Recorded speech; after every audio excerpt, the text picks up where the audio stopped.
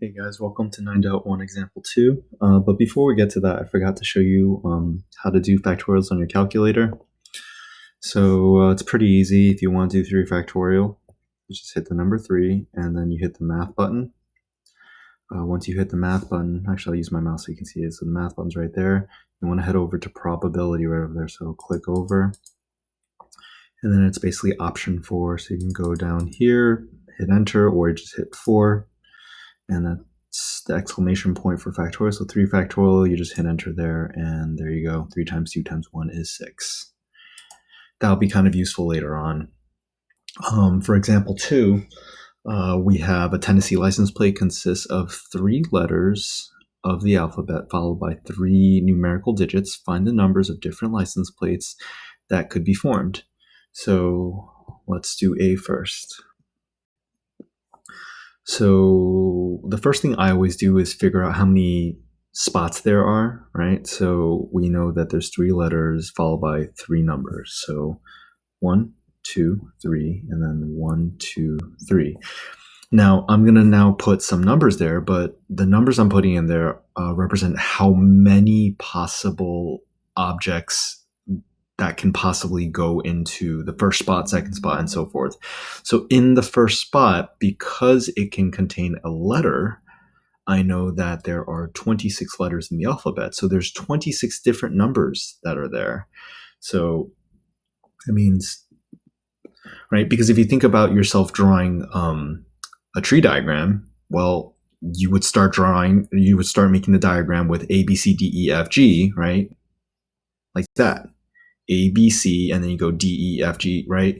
But the problem is obviously 26 letters is a lot more than 3. And then your second phase, you see again how we have B, then C. Well, you'd have to have 26 branches coming out of just letter A, and then you'd already have 26 in your first tier of possibilities.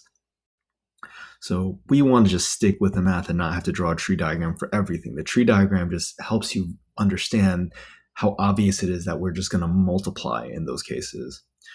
So next thing is for the second spot, again, you can pick from any letter. It says that there are no restrictions. So again, 26 more letters. Third spot again, 26 more letters, but now we're up to the 4th, 5th, and 6th spots, and those use numbers. And if I do 0 to 9, that's actually 10 different digits. So that'd be 10, and then another 10 different digits, and another 10 different digits. And if you could just imagine how, if you drew a tree diagram for this, just how massive and like how much of an undertaking it would be to draw that tree diagram, right? I don't think it'd be feasible to actually do it unless you had a large piece of paper and planned ahead on how you're branching this stuff out, because it'd just be ridiculous. So at the end of the day, we'd have 26 times 26 times 26 times 10 times 10 times 10 is 1,000, right? But I'll just, show it just like that. And what is that? 17 million. So this would be 17,576,000 possibilities, right? Part B, same idea, but now it's saying there's a restriction that once you pick a letter, right, it says no letter or digit can be repeated. So then it's 26 letters in the first spot because we haven't picked any. But then once you pick a letter, let's say you pick the letter A, you can't use A again. So now there's 25 letters left. So 25 in the second tier, and then the third tier you have 24. And then when you get to the numbers, there's 10 numbers, 0 to 9. But if you pick 1, now there's 9 left to pick from, and then 8 left. And in this case, let's do that. 26.